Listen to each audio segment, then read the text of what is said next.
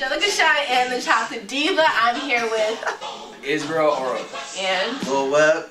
And this is the Chocolate Diva Talk Show. Stay tuned. Happy Friday, everyone. This is Angelica Cheyenne, aka the Chocolate Diva. I have a special treat for everybody. As y'all know, I love the hottest new artists from LA, and I also love hot new artists from other cities, especially when they come to LA. Today, I have actually two special guests. I welcome Lil Webb. He is a rapper, actor, straight from Baltimore, and he brought his homie and also a fellow person he loves to collaborate with, Israel Oros. What's up? What's up? Do I love to collaborate with you? I don't know. Do you?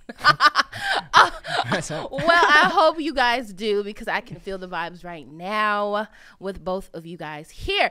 Now, I love to start my Fridays with a little bit of a flashback moment for my guests. I always love knowing the unknown facts about new artists, especially ones who come on my show.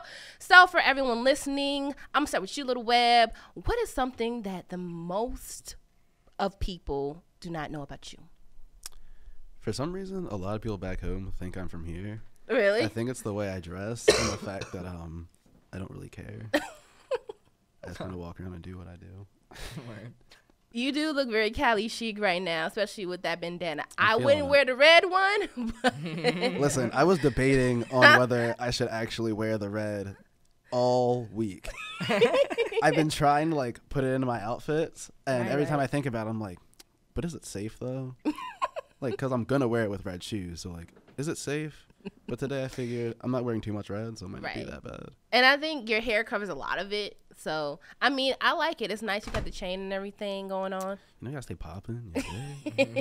So, what is it about Cali that draws you to our fashion? Because you look very, like, surferish, straight up, you know, coastal. I think it's just the fact that, like, Baltimore fashion is kind of, like, still low-key 90s hip-hop fashion. Okay. Like we wear jeans everywhere we go. Constantly. It doesn't matter the weather. It could be like 83 degrees outside. We're all wearing jeans. Most people are wearing jeans and wife beaters. We'll like wear baggy shirts, hats. We're coolin' most of the time. But I think it's just the fact that there's so much to play with. Yeah. With other like styles. That's what I like to do. I like colors that pop. I don't like dull colors. Dull colors are lame to me. I mean, black is the best color in existence. True. Shouts out to Black Lives Matter. But, black is good. It's very slimming, and you can pretty much wear black with everything. Exactly. You can even make it colorful. Everything. Yeah. It matches everything. Right, as Israel is modeling right now. Exactly. He got the navy hat on. It still matched, though. It's lit. I thought it was navy. I was like, is it blue or is it black? I guess it depends on the light. Then you got the beige shoes on. Right? Y'all swagging. Now, on to you, Mr. Oros. Yes, man. What is it that most people don't know about you? I love all types of music. People think I'm just set to one type of vibe, but really I've studied all types of music, classical, jazz. I did it all. So I like to incorporate it all into one genre type of sound. And that's it's dope. Really different. Because what do most people think you like to listen to, like when they first meet you? Hip hop. You know. Exactly. Some underground rap. Yeah. Okay. What genre is maybe your most favorite to listen to? Opera. Really? Love it. Yeah. Shocking. Yeah. I love it. It's amazing. It's weird, bro. It's amazing. No, it's cool. Yeah. He really does love like it's everything. Really, you know, opera and classical singing is just like the ballet of dance. It's the core of it all. So I really like to go back to that to really inspire me for other stuff. Now, what is your favorite opera? Opera? Or like a song that I like that's classical? Yes. I like Malinconia. And I like Panis Angelicus. That sounds really beautiful. Yeah, they are beautiful. I wish I could do it right now, but you know. Can you give us a little snippet? Can you sing a little bit? I think I can. Let me see. Okay. Ooh, hit it. Hit him with the vocals. Malinconia, ninfan gentile, la vita mia consacro a te, ai piacer veri. Yeah. Oh my gosh, that was so slick. That was beautiful. Thank you so much. Oh, and you guys, he is feeling, unfortunately, a little bit under the weather, so I wasn't sure. I was like, oh my gosh, I'm asking him to sing on the spot. He's not feeling too well, but that was flawless. Thank you. You can do it all. I can only imagine like when your voice is fully well, you know. Oh, thank you so much. That was dope. Now, like I said before, y'all vibes really heavy. You can tell you guys get along really, really well. Now, where are you from? Are you from Baltimore as well? No, I was born in Augusta, Georgia. Okay. But I've been moving every 2 years. Southern boy. All right. My father's military. Oh, so been so moving every 2 years. Been Okay. around the world. Went to Asia, Europe.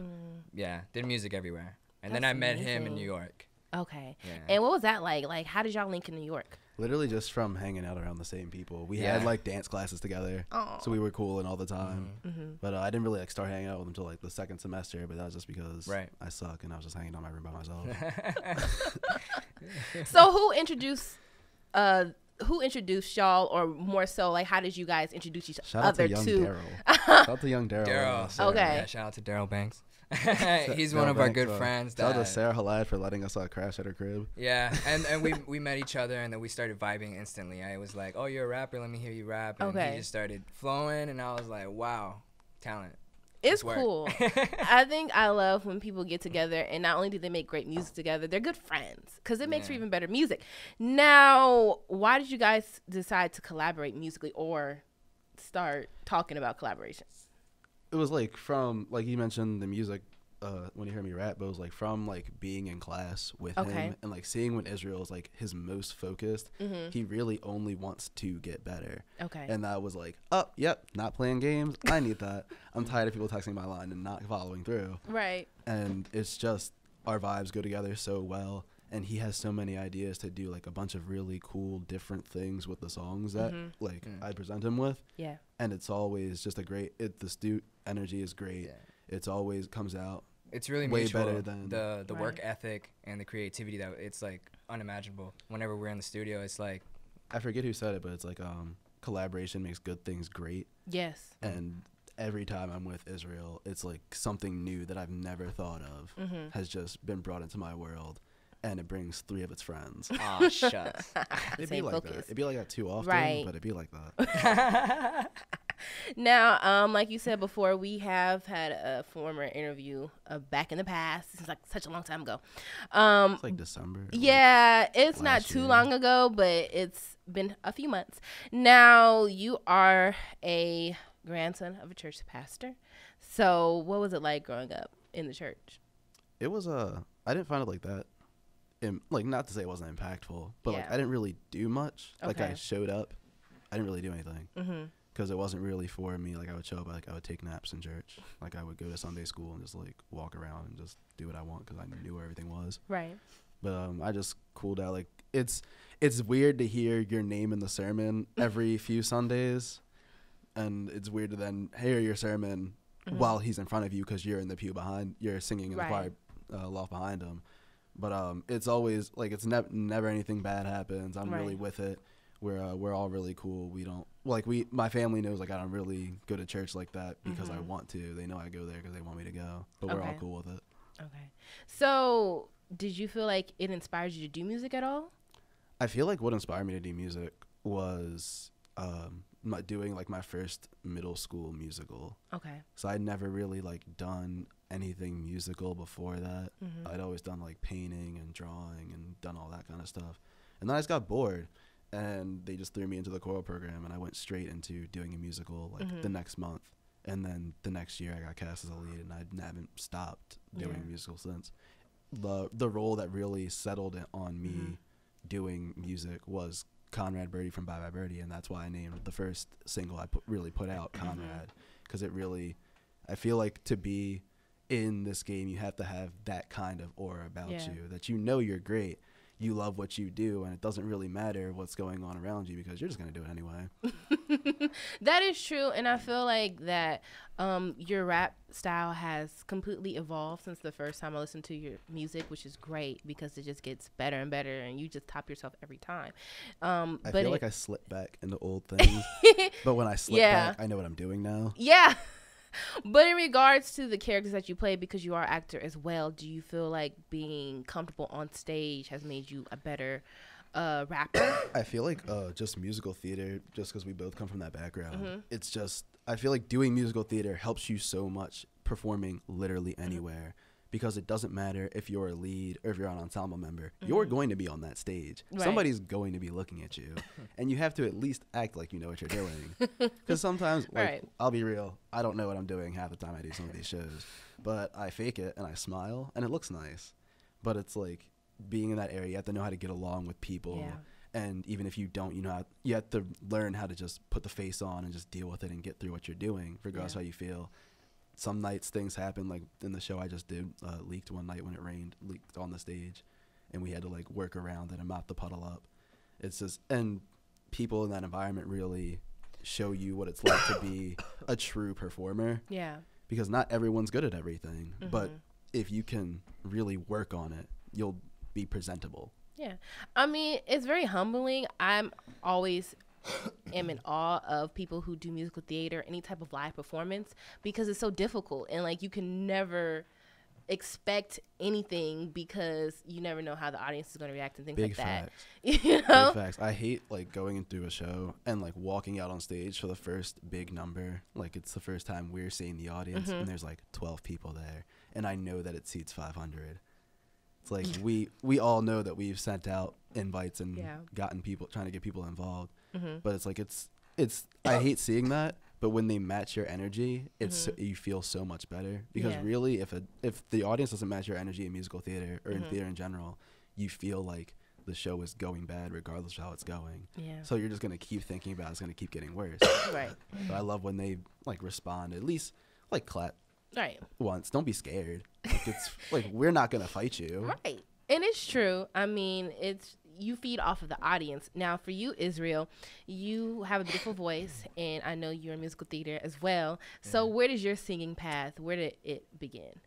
It began very young. I started when I was like really like taking it seriously, 9 years old. Okay. And I got my first vocal teacher in Korea. And so when I was there, they were teaching me a lot about breath technique. And so that brought me into classical training when I went into middle school and high school. And so freshman year, I did classical with my teacher, and we did a little thing. We went to National Cathedral, Washington, D.C. I got to sing there. And then once it started with that, then I went to jazz, and I went on tour in Germany with Darman Meter from the New York Voices, and I did that.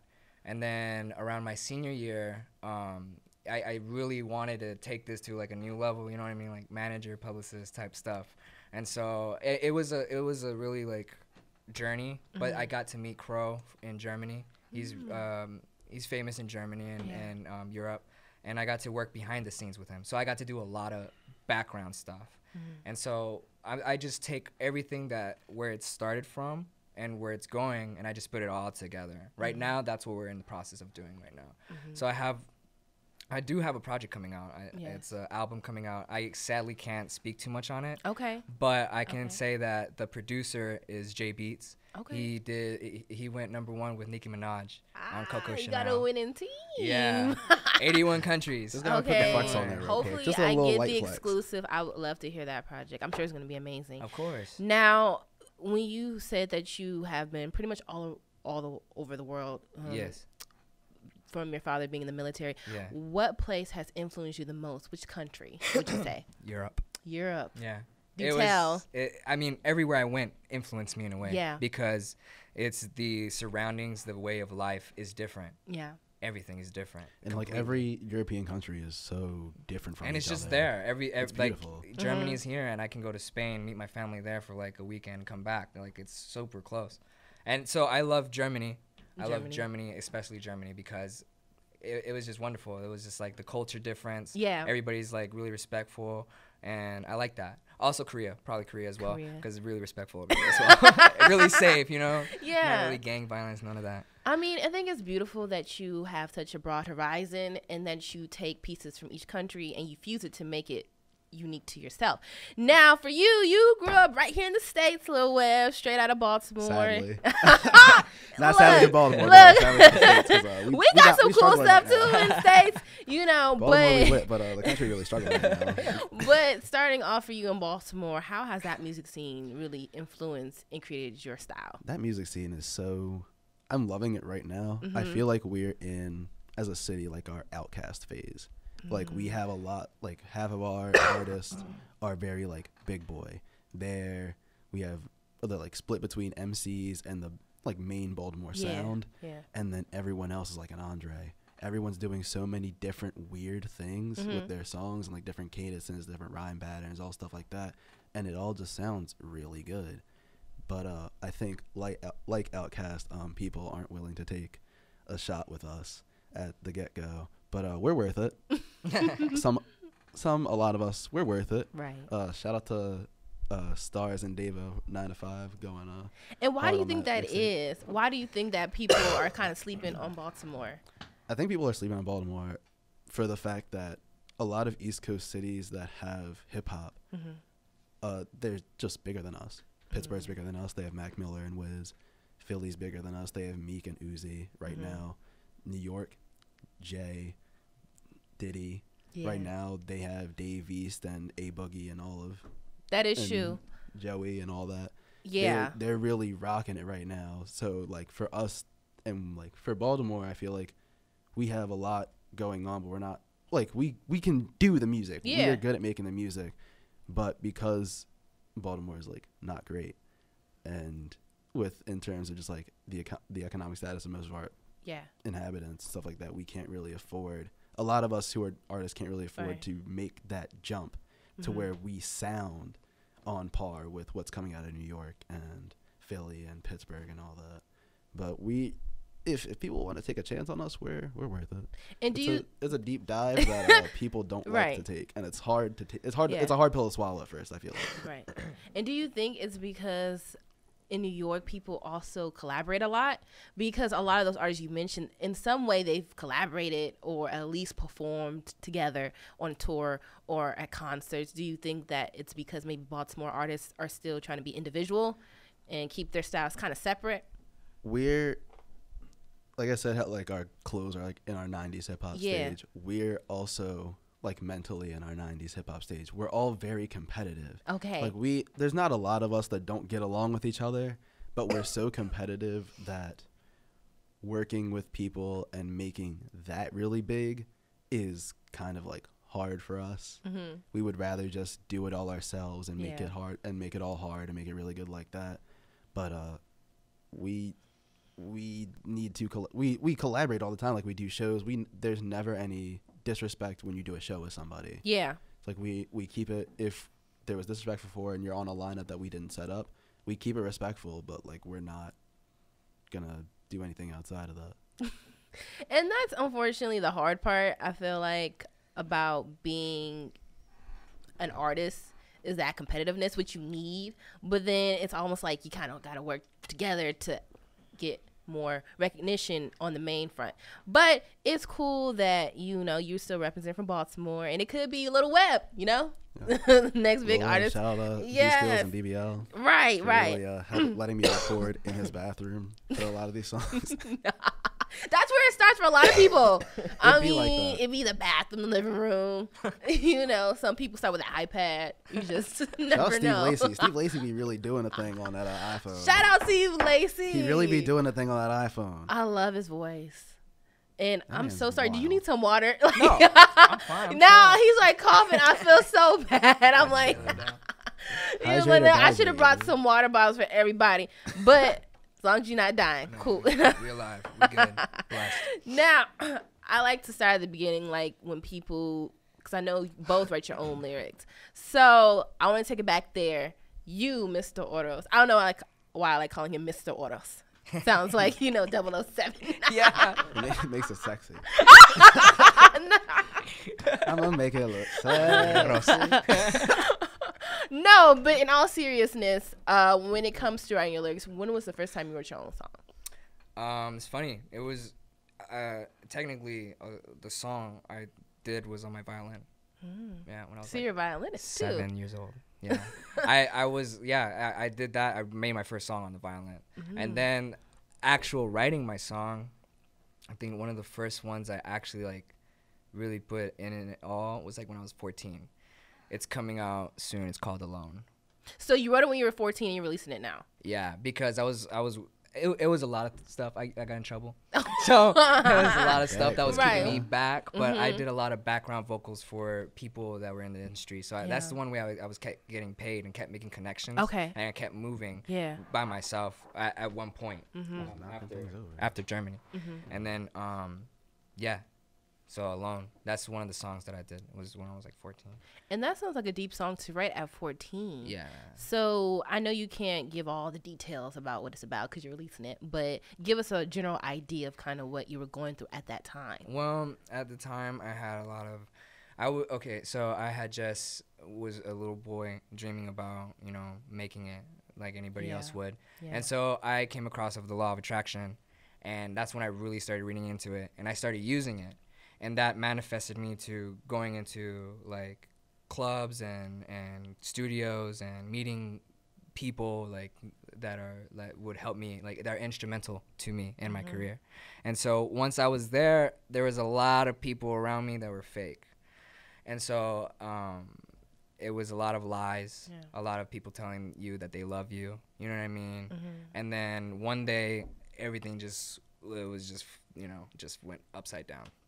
And that's heavy. It sucks. Yeah. At 14, we seem to think our life is ending because we don't have the maturity to really understand things yet. But it seems like you were kind of thrusted into the world of adulthood from being a background vocalist pretty early. And constantly moving. Yeah. Constantly moving. Every 2 years. You're always a new kid. Always have to make new friends. So it's really like you have to learn how to talk to people. Yeah. But at the same time, you have to like really be vulnerable with everybody. Because if not, you can't. If you're just going to keep to yourself, you're not going to go anywhere. You have to be vulnerable. And but like at the same time, it was hard because I was really vulnerable and a lot of people backstabbed me and took advantage of me and took advantage of what I had and stuff. And so that song meant a lot to me. And at the time as well, I didn't have a home. So it was really hard. Yeah. So. And how did you cope at the time with that, being someone who's always constantly in new place, having to make new connections? I mean, that must be difficult at a young age to not really have a stable environment. Many ways to cope. Music. But there's also some bad habits that I had that I'm still trying to get rid of. But other than that, music really always had my back. That's why I have the treble clef right on my back right here, because music always had my back ever since I was a little kid. And when I had nothing, I could sing and make myself feel better. Right. Music is one of those powerful things in this world. It's one of those universal things, man. Yeah, it's like you cannot get along with anybody all day, but like when they play that one song, it's your jam, bro. Right. You don't even care anymore. Yeah. Like, that's your man's for all of that song. The moment it ends, it's over though. Exactly. But music can really bring people in a way, like Joyner Lucas's "I'm Not Racist." Best medicine. That's we need more songs of that ilk. I know some people don't necessarily like that song. We need more songs like that where people talk about things like that. It's a tribute song because it's one of those kind of puzzling songs. Like when you first hear it, it's like, wait a minute. You have to really sit and watch. Especially if you don't know. Watch the entire thing. If you ever listen to any songs by him, just watch the entire thing and then you kind of get it full picture. Right. Now for you, Lil Webb, you've had some things as well that has happened to you and you've been through. So for you, what was the first rap that you wrote? The first rap I wrote was terrible. It was like a 3-minute no beat verse that just went straight through talking about how like angry I was at that time and like how angry I was with my parents and the whole situation that was going on. I think I still have it on like an old phone somewhere. But I'm probably never going to touch that ever again. I'm just going to leave it how it is and just draw inspiration from it because I feel like that was probably one of the most raw things I've written besides my song War. And like it's funny because you're a singer and you want to release your first record and you're a rapper, and I've noticed a lot of rappers don't want to release their old records even though it may be good. They feel like it's not good. So why for you? Picky. Yeah. Why don't you like it though? Was it because of the content or just you felt like your style wasn't right yet? I liked it. I didn't like it because it didn't have any sort of flow to it. It was literally just me. Like I would take like a 2-bar like pattern and I would write that and then I'd change it to a 3-bar pattern with no transition whatsoever. I would just change it to how I would like write it over a course. I wrote it over a course like a week, and every time I felt something I would just add it onto the bottom, not thinking about what was before it, but I would just write just so I had different ideas that I knew this is how I felt, but I didn't know how else to like really put it out besides writing it down. And how did you learn how to structure your music? Because I feel like that's half the battle. Once you get the lyrics, now you're trying to figure out, like you said, the bars and the beats. And I always say this, hip hop is so mechanical, people don't really realize. Once like you get the lyrics and the content, yeah, it's technical. Shout out to Eminem, the greatest technical lyricist of all time. Yeah. But it was weird when like I started getting into more of like what I'm doing now. Because like when my first EP was like really rushed, and I think about that now. Like the Waterboard EP, was that your first? Yeah, I liked it. I'd like it. I wouldn't change it because that's how I was like then. But I feel like it could have been a lot better with what I had given myself to work with, because like A-Rap music and Jalil beats, like what? That's crazy, bro. But like now that I've gotten on to release the Always Do Better, I got more into not just structuring the songs for the instrumental that they're on, but using the songs as a whole to push an idea. So like with Always Do Better, I wanted it to be like all like the really energetic fun stuff in the front and all of the heavy stuff in the back, to really reflect where I was at that time, where like that's how I was. Everything like I loved and I enjoyed doing, I kept it out on the surface, but everything like that I just didn't really like talk about. Yeah. And it's good that you are incorporating both aspects, because I know your earlier music was really vulnerable, and it was amazing how easily you express what you were going through, because so commonly people tend to brush that off or not really want to talk about it, but you just laid it all out, everything. I'm not like really an expressive person, right? Like I kind of just like Izzy will tell you, I'm like relaxed pretty much all day. I don't really get riled up unless something really upsets me. Right. And it normally takes a lot to get there. But it was like when I'm listening to songs, like I feel so much. And I feel like talking is like the one way I've always known to express things. Yeah. Because I love the English language. I love how different words mean different things and all that kind of stuff. So it's like words were really like where I would shine. And like my grandfather was always like trying to boost my grades up, so he would always like hit me with weird words. So I just kind of like, got used to getting hit with weird words. So whenever I found a word I didn't know, I would look it up so that I could then use it when I spoke. Because I could be a straight Baltimore dummy, but like I'm not going to do that when I'm going to talk about, hey, do you want to fund my album? You use a lot of words too. You use a lot of words. My favorite word is like lyrics. I love words that people don't use very often. Okay, like, what's your favorite word that people don't use often? Propinquity. PR. Spell it. Yeah, I got in trouble in English essay for this one actually. Propinquity. I got in trouble like my senior year in English because my teacher thought I just used a fake word in an essay. But you taught the teacher something. Yeah, it means basically just like the more things are near to you, the more you like them. It's the background behind like when you're in school, how you like people in your class more than people in other classes. How ads work. How when you see ads more often, you're more likely to buy that product than something you've never seen before. Okay, thank you, Professor Webb. Teaching everybody a new word. I love that word, bro. The word of the day. But word of the day. It's, bro, I use that to like pick girls up. I just like hang around them a lot. Like I don't even say anything. I just hang around them a lot. I just be cool, like how I normally am. And it's also the beard too, I'm sure. I don't normally have this beard. It's fake. I literally have this beard because I've been way too lazy to cut it. It looks good on you and though. I look 16 without facial hair, so I just rather wait for my hair to grow all back and then I'll cut it, so then I can look like Jesus and then I can look like Russ. Yeah. Yes. Most definitely. I was thinking that. I was like, he's giving me rough vibes funny. now. But I like it. I like both of y'all styles. Now, you are someone who I feel like you both are going to do big things, but I feel like it's so much to you in regards to your lyrical content when you write your songs. Do you prefer to write more love songs? Yeah. So the songs that I have, the first EP is kind of the same as Lil Webb. It was rushed, and I was in a bad place at the time, so it really reflected in the music that I made at the time. So it was really, I really wanted to like make a category for everybody to listen to. I made one in English, Spanish. I did a singing song, and then I did a feature, and then I made a beat myself with other producers, and it wasn't mixed and mastered.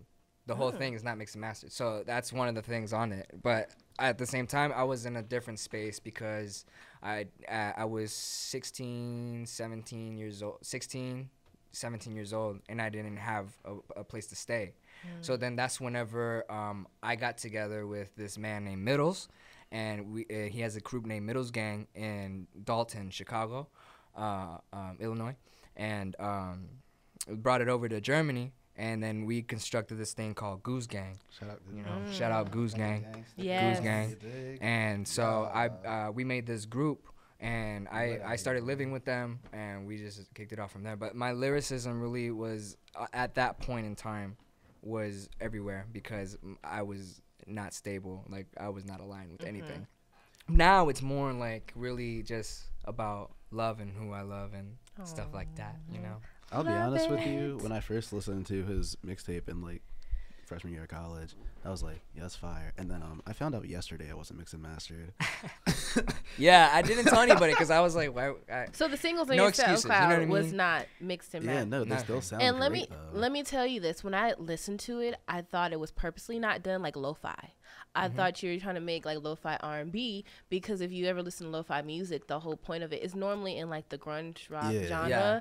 It's not really. It's really just like cut and Yeah, go. yeah. So It when was I heard raw, it, like- I was like, "This is really raw." But then with your lyrics, I'm like, maybe that was done on purpose. Yeah. So I didn't know it kind of just happened that way. It really did, and it was a vibe. You know what I mean? So I was digging the vibe at the time, and I was like, you know, if I like it, I'm gonna put it out. You know what I mean? Little happy, If little people like accident. it. I felt a lot of Russ and Bryson Tiller vibes. Yeah. Yeah, I mean, and, it worked. Yeah, and so now on the more of the new stuff, it's really gonna change up. Right. You guys are gonna see another part of me.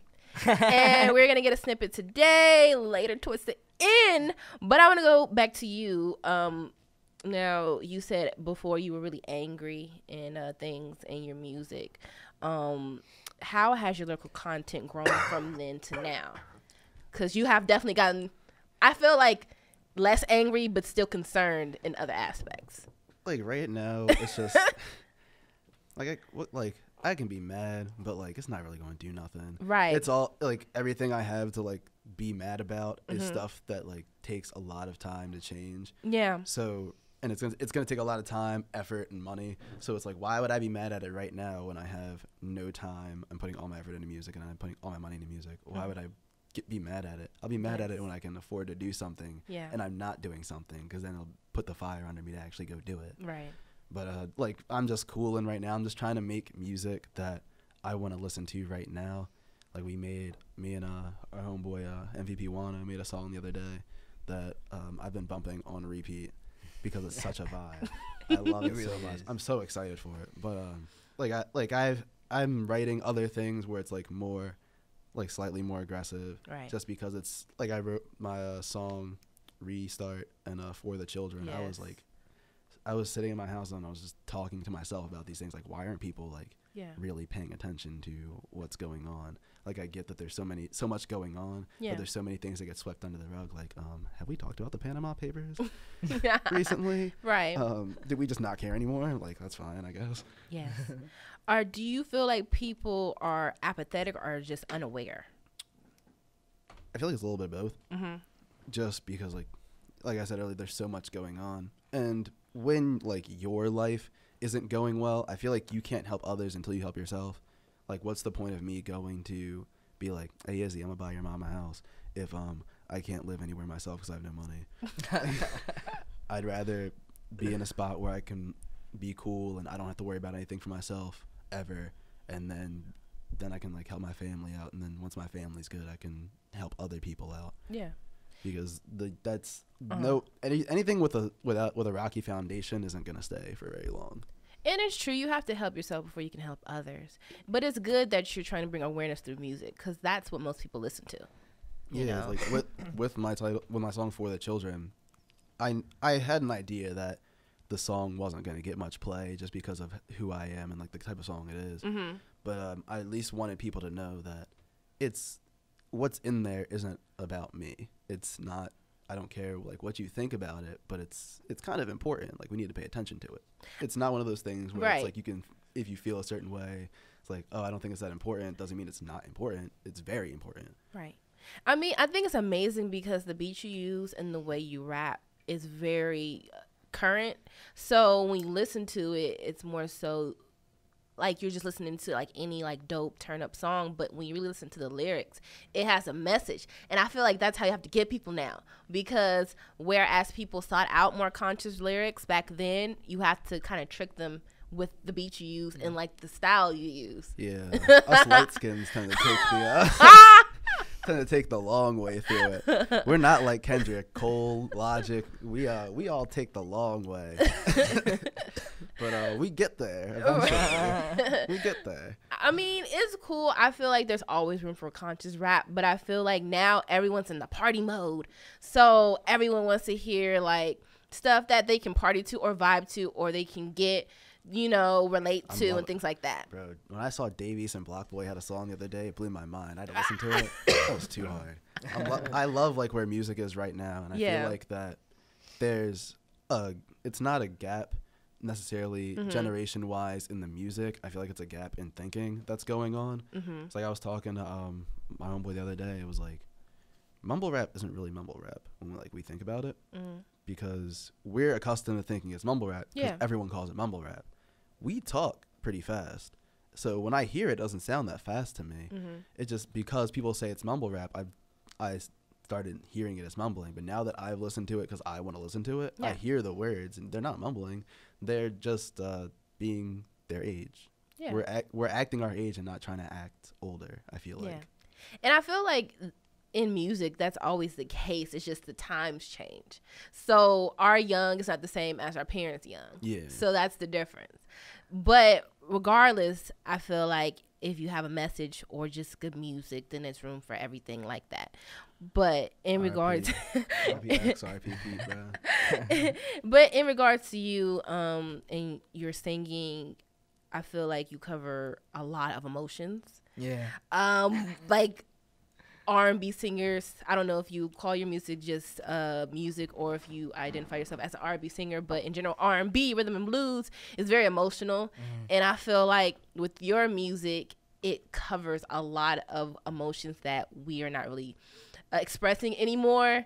Because like I said, I feel like hip hop and R&B is merging, so it's more R&B sounding like a hip hop record, but you're straight up just from the heart. Now you unfortunately said that you were at one point in time homeless, or you didn't have anywhere to stay. Did you leave home at that time, or were you? It was a complicated thing. Yeah, it was a complicated situation. It was like everything, like I said, went upside down, and then I was sadly told by higher people that I could not live on a certain place. And so that in itself, my parents had no decision. Like there was no. And so I was out there, and it was my fault. So I manned up, and I was like, all right, I'm gonna go. So I went, and like I said, Middles. Big shout out to Middles. It was my mentor in all this, and really helped me regain my confidence and my strength in myself. Really like opened my eyes up. And my mom was always there. She was always, praying for me, always by my side. And, I mean. Yeah. And I do feel like when you speak about it, it's something that is still with you. Yeah. And I feel like you are going to put that in your music that is coming up a lot, I sense. But in general, do you feel like as a singer or someone who sings soul music, R&B music, any type of music that deals with any type of emotion, what you went through kind of makes for a stronger singer? Yeah, Definitely. Like all the emotions. Yeah. Yeah. It really does. It really brings out the authentic. I can't even speak. Authenticity, bro. Authenticity. I can't even speak right now. But it really does bring out like the real you, and like if you actually connect with it, like if you're just singing to sing, it's not really gonna connect with anybody unless you really put your emotions into it. Being in the studio like with Izzy, like here, like when he's trying different things, just because he can, not because it's what's set in stone. It's like you hear that everything, even he goes through like these weird runs in the middle of a song, but like through that run you can feel like what he's thinking about. I've never felt that with anyone else. Even though Beyonce is a queen, I've never felt that with Beyonce. Well, Beyonce, the thing about Beyonce is doing, like I said, turn up party music, like Migos style. Even like older Beyonce, I still wasn't feeling it like that. But like when I'm in the room with Izzy, don't let Queen Bee. Listen, I got all the respect in the world for Beyonce. This is gonna go public. I just want you to be sure of what you saying. I'm 1,000% sure every word that's coming out of my mouth right now. The Beehive is relentless. And love Beyonce for all that she is. She is truly a queen. She's a black queen, a hip hop queen, a music queen. Yes. But I'm gonna say it right now. I'm not really a fan of her music. I love everything about her. Her voice is amazing. Beyonce, he does not represent everybody in this room. I do not represent Beyonce. I love her. Don't even need anything from her. I'd probably do it. But right? Could you imagine her as like a family relative? How amazing that would be. That is to say you're related to Beyonce. It's like no one can tell you anything. Beyonce, be like, so my cousin's Beyonce. Like, exactly. What you got? You could literally be broke. It don't matter. If you're related to Beyonce, you're set for life. Right? No one will ever talk bad about you. Even if I could just meet her once, so I could say, I met Beyonce. It'd be like that. Right. I'd do the same thing. Yes. Walk right up to her. I love everything about you. Please take a picture with me. But I mean, at the end of the day, on the singing front, yes, just like with hip hop, I feel like pain. I wouldn't necessarily make her a better singer because I never wish people go through pain to create art. But if you unfortunately have been through things, if you could channel it into your music, it makes for amazing music. I feel like one thing a lot of people like don't really get about pain and like going through it, it's like you get stronger, but you don't get stronger to pick it up and get rid of it. You get stronger so that while it's there, you don't feel it no more. Right. Like it's there, you can go back to reflect on it. It's a part of you, but it's not ever gonna go away. People think for some reason that pain goes away. It's just no, you just learn to live with it. Yeah. And as an artist, because oftentimes you have these amazing artists who make these incredible pieces of work, whether it be actual art, paintings, songs, books, and then you have like a tragedy like Kurt Cobain, Jean-Michel Basquiat, even Anthony Bourdain. He was like a culinary genius. How do you as an artist cope with your pain but still put it in your music? Do you feel like that kind of keeps the wound open because you're constantly, expressing it through your music? Yeah. I mean, how I cope with it, it's really day by day and minute by minute. Because, I mean, really, I used to just not, think about it. Yeah. I would let somebody just really mess me up, you know what I mean? Not in a physical sense, but an emotional, mental state of where they lie to you. And there's a lot of lying in this industry. Yeah. I just want to put that out there. Entertainment for anybody out there, be very careful. Tough thing, yeah. Because a lot of people will say, yo, I love your voice, you're young, you can sell records, here, sing on this track. Did it. I sang on that track, signed a little contract, they gave me a little $200, and then that went off to make multi-million, whatever, and they used my voice. They didn't even give me credit or anything like that.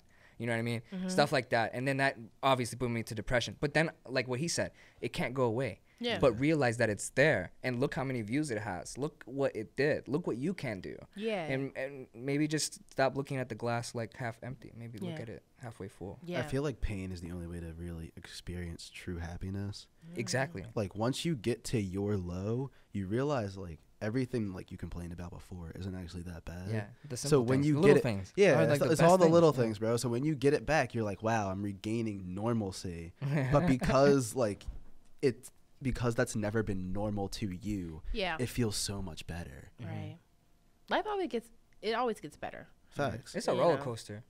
It goes down, up, in a circle. And then, like you said, especially in entertainment, the new one that goes out underwater. It's one of those things because you're dealing with the public, and it's like you whatever the public wants, Staples. It determines where you are. Exactly. And I mean, I always give kudos to people who are in the entertainment industry because from the outside looking at people who are talented vocally with lyrics, acting, it's like you guys are so blessed. You guys kind of environment. It's kind of saddening because it's like, how are you getting through that and still being able to create such amazing art that everyone loves? You know? You have to be really strong, but you also have to think about the people that are listening to you. They're going through the same thing. And because they're listening to my music, I want to help them as well. So that's why I'm really broad with my music. Like, I'll rap sometimes. Yeah, like music. I'll do some angry rap. Music is like the one soft singing. Right. That's like helped everyone I know.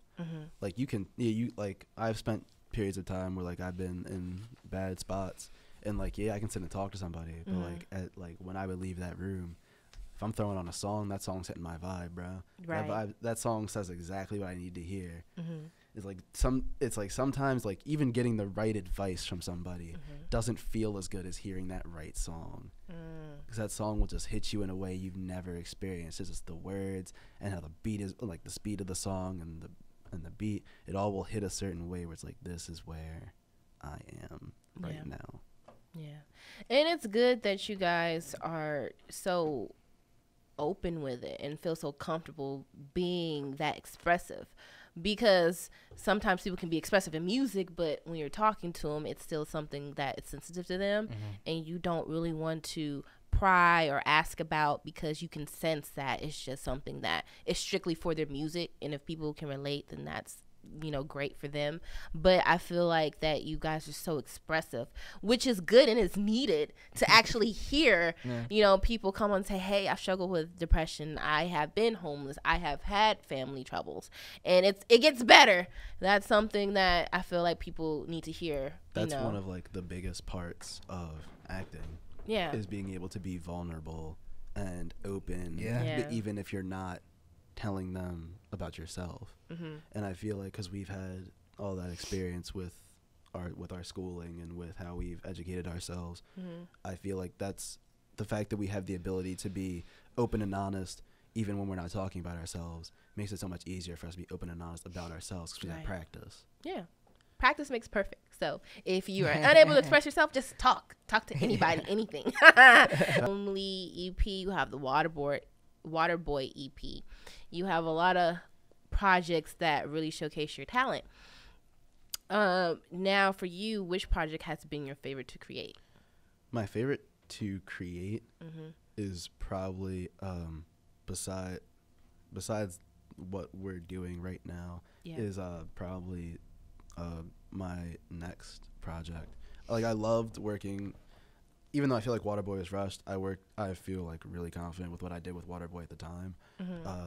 Always Do Better was great. I literally like wrote that in the first week I got back from our first year at college, and I felt so proud of myself for that. And I did actually write another small mixtape that was the same length as Always Do Better, but that was like a breakup mixtape, so I decided not to put it out as a whole project because that seemed lame.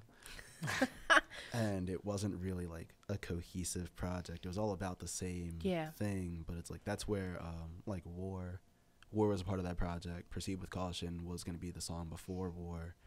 Yellow Roses on that project and some other songs. It was all just stuff that I needed to get out at that time.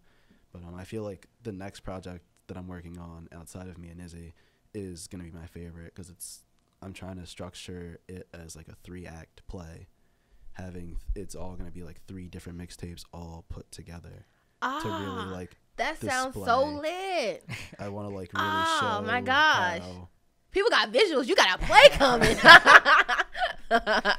It's really like mainly just my progression of going through who I am and the different parts of my life and how I'm able to reflect on that right now. I want it to be like the perfect representation of, by the time it'll come out, I'll probably be 21, but the 21 years of my life on this earth. Snaps. I'm going to be like my magnum opus of mixtapes. So that way, when I drop that album, it goes platinum first day. Shout out to Beer Bongs and Bentleys. I love it. Urban Shakespeare. I can't wait for that project. I feel like that's going to be extremely dope. Now, how do you feel like your style has evolved from your beginning project to now? Like, how have you felt like have evolved? I'm able to flow between different flows better now while staying on the same topic. Yeah. I've developed a way, like I put on Conrad, and I didn't really think about it till like Izzy said something to me about it when he heard it. But I noticed now that like I'll structure, I won't do like a 4-bar, 4-bar, 4-bar, 4-bar. I'll do like a 4-bar, then I'll do a 3-bar, then I'll do a 5-bar to even it out. It's about, to me now, like making my music is about keeping what I'm doing as a whole, but not closing any one thought out, because that's not how I think. Once I hear something, I take that and I connect it to everything that I can think about it, and I put it all in a line, but it's still all connected to the first thing. So I would rather have a jumble up number of uneven bars that keeps it interesting and sounding different and keeps the same story than to make a 4-bar its own thought, and make another 4-bar its own thought, and have the third 4-bar connect to the first 4-bar, and leave that second 4-bar just itself. I'd rather just keep it cohesive in my own way of thinking. And it's cool that you do that because it keeps you unexpected. I think I ended Conrad on a 3-bar. I feel like you never know what you're going to get when you listen to your music. You know, you get something totally different each time, which is a good thing, you know, but you still keep it authentic to you, who you are and what you do.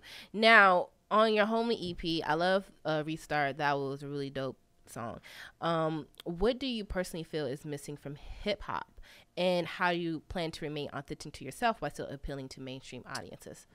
What I think is missing from hip hop is that like hunger and competition that like Kendrick showed us on Control, that Pusha showed in his beef with Drake. It's about being your most authentic self and like really keeping it real whenever you can, but still making good music. Because I think I'm one of the greatest to ever touch music, but that's because I like myself and I want to have that. Why would I dress mentally for the job I want, not the job I have. Right. So I would rather go into, I want the game to be in a spot where everyone that really is doing it feels like they know they are the greatest. And every time they step into a room, their thought is, somebody show me why I'm not. Because if I walk into a room and I feel like there's no challenge here, I'm not going to get better. I love it. I feel like it's always good to have friendly competition and hype yourself. I mean, I am not against people calling themselves the greatest, you know, no matter what people think, because you got to feel it to make other people feel it before they'll believe it. But right, if you tell me you're great and you walk up to me and like halfway ask me to take your project from you, you don't really mean it like that. You're not ready to put it out there. It was rushed. You don't feel confident with it. Like, even with Waterboy, I felt so confident about that. I dropped that when it was finished. Like, the moment I got that last feature for Darkness, I dropped the tape right there. Right. I mean, I feel like even if you are not necessarily confident in your project, if you make people think you're confident, people will hop on it. Because I feel like a lot of people confuse my confidence with cockiness. Because it's a fine line, but it's a very fine line. Yeah, it's a fine line between arrogance and confidence. But if you can like get like right on the line, then that's where you have people. People love overconfidence. Facts. Arrogance is kind of look at Kanye's early career. I mean, like, he's fallen off with public view now, but Kanye's early career, he was the cockiest man I've ever seen. Yes. And even though I didn't really rock with his music at the time, I rocked with Kanye. Kanye is a character. He's a character. I mean, that's why he's beloved. I mean, right now he's on some sus you know, he was much beloved then. But now time has come. No shade to the great Mr. West, but for a snippet from Israel Oros. I think you guys will love this. I know I love it. So we're going to get into that right now. When we come back, we'll have more with Lil Webb and Mr. Oros.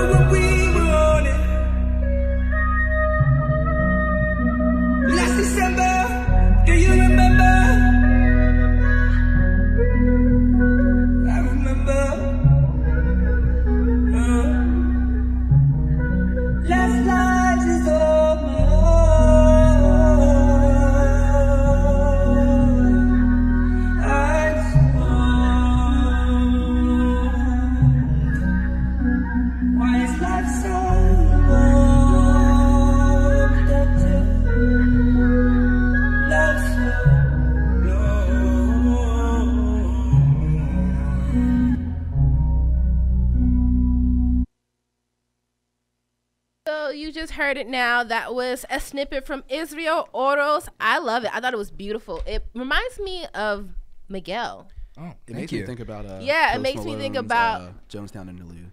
True. I feel like though it's a lot early Miguel. Yeah. If you like listen to his early stuff. Right. I'm a huge Miguel fan, you know. Maybe it's just hard for me being in the room not being the one called Miguel. Okay, you look like Miguel. Right? You sound like Miguel. Miguel, if you need some hot features, bro, we're here. We exist. Okay, you know, hey, you guys can all collab because he's always down to collab with other hip hop artists. Now, I would like to play a little bit of a game, but first, before we get into the game, I want to ask you and you, who is your biggest musical influence and why? Jackson, because good man. Because he's so real. Whenever when he was with the Jackson 5, Who's Loving You, that blew me away. I feel like you can sing that song. His girlfriend is like, yes.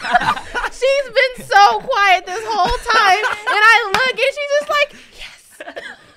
I love the hype. I love when couples hype each other up. Like literally, she has not moved. Like I've seen it in the corner of my out of the corner of my eye, and I just see her arms. Like respectful. We gotta be good people. We all here. Gotta be nice, prim and proper. You know? When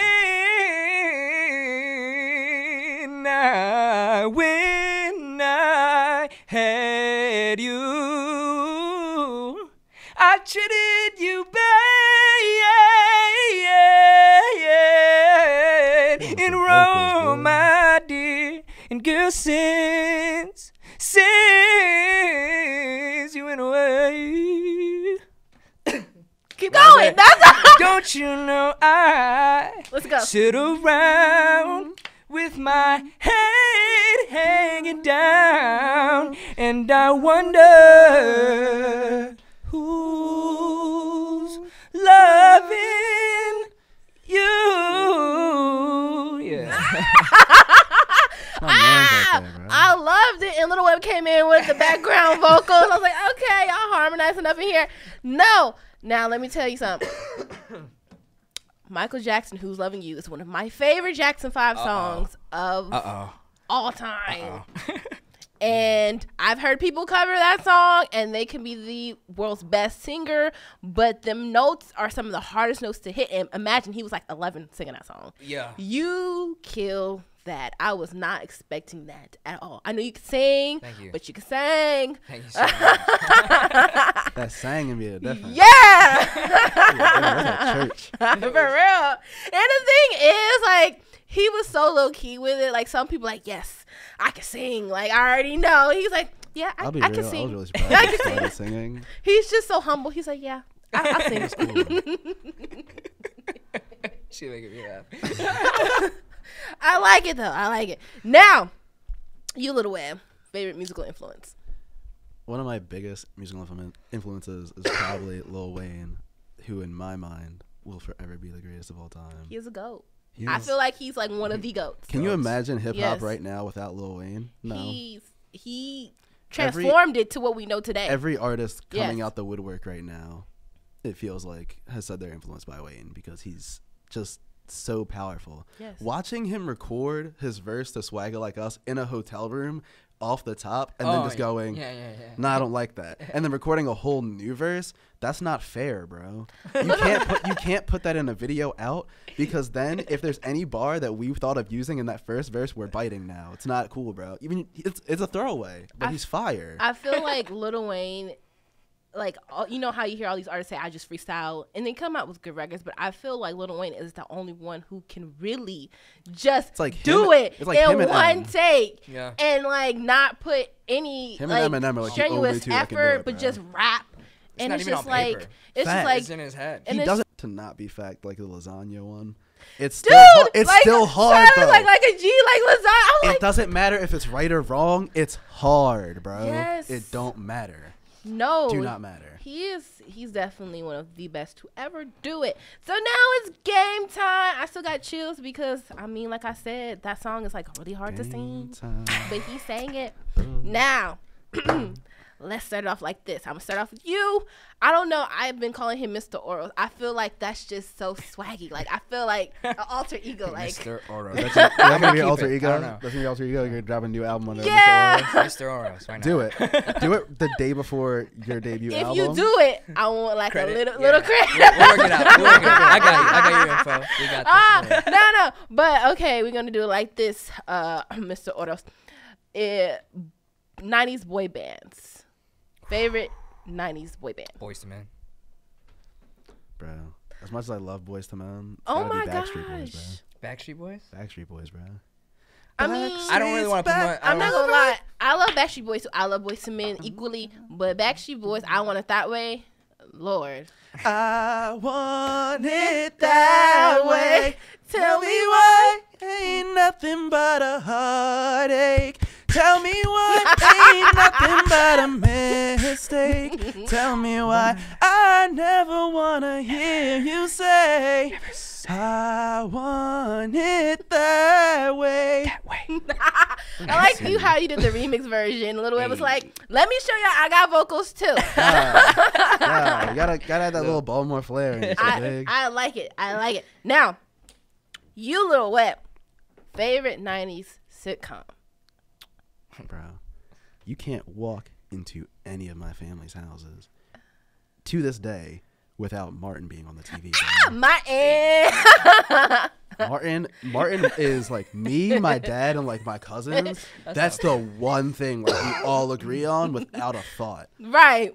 Martin is just the man. Martin is amazing though. Yeah. Okay. Funny.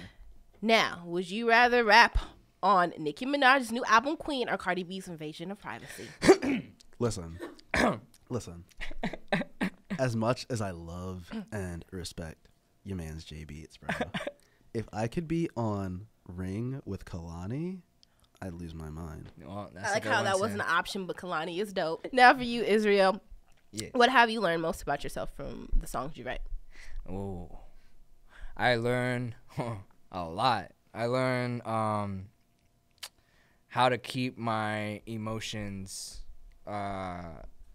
inside. You know what I mean? Like more, not letting it out too much. You know what I mean? Really being in control of myself. Because whenever you're in there, you really have to be in control of your energy, and you have to have good energy when you're in the studio. Because if you're not gonna make good music. It's gonna reflect in it. Right. So, and as a singer for myself, I have to be in good shape, like from my mental, physical, and like everything, because like it affects everything. Like if my shoulders are tense, I'm not gonna hit that. I have to give it. Gotta sing. Diaphragm. You know what I mean? The air support. Yeah. Right. I learned that about myself. That's what I want. Okay. That's a good fact to vibe with each other already and they are interviewed together. It's really, really fun. So, thank you both for coming, Mr. Oros. Thank Israel you. Oros. And thank you, Lil Webb, for coming. It's great to finally meet you in person because I think we've only conversed through phone and text. Yeah. Phone, IG. Yeah. You know. It'd be like that. It does. I mean, hopefully all the I artists contact that... like 80% of people I text through IG. So we're gonna get out of here. Today was actually a throwback from you, Lil Webb. Oh, what? I'll let you pick something from the music that you have already created. Something back in the day. Yeah. Back in the day. Mm-hmm. Why don't we not just toss it back in the day, but to April 20th with the It's a Crime drop. Oh, shout out to my man's Kobasi on the verse, cause that's my man's. Kobasi, bro. Kobasi. At the rapper next door, my man's Kobasi. So we're gonna get out of here with It's a Crime. Shout out to Kato though, that production's fire. So I am actually on your SoundCloud right now, and if you guys want to check them out, they do have internet presence, guys. So how can everybody find y'all? Go ahead. Instagram at Lil_music_Webb. No, wait, it's Lil Webb Music. My bad. I'm so into this It's a Crime song right now. I'm thinking about it. Lil_Webb_music. On Twitter, it's at Webb's Legacy. On SoundCloud, it's Webb's Legacy. Just hit me up wherever, because I'm trying to do literally everything. My Instagram's at Israel, like the country, and then Oros. Oros. For people who can't spell the country. Yeah. Yeah. No, most people get it messed up. I say Israel Oros, then they spell like Israel. And then, I don't even know how to spell Oros. I won't even lie. Every time I look at it on Instagram, I type it in like that. Yeah, it's bad. So I gotta be like the country. Like I have your name in my phone as Israel, and I just still type it in as Israel. Yeah, like the country. Right. And as for everyone, you can find me on Instagram at simply the Chocolate Diva. You can find me on Twitter at Angelica CC Diva, capitalize the A, double C, and the D. And you can also check me out on my website at www.angelicacheyenne.com. We're gonna get out of here with "It's a Crime" featuring Kobasi. Yeah. Yes, produced by Kato. And it was lit. And y'all have a wonderful Friday and a turned up weekend. Yeah.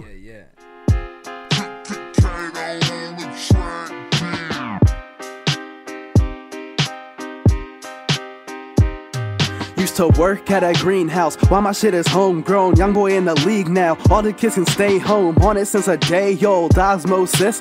Been learning through the struggle, man. A boss won't quit. Level up while I play on my console shit. Keep it PC, right? Live a PG life. Move the PG. Psych. Much love from my brothers in the DMV. All the rapping niggas locked up, need them free. Drug crimes ain't nothing if it's weed shit. Burn slow for my niggas, keep the weed lit. If it's crack, rock, and smack, you can keep it. Leave it, I mean it, Jesus. I just got way too much up on my mind.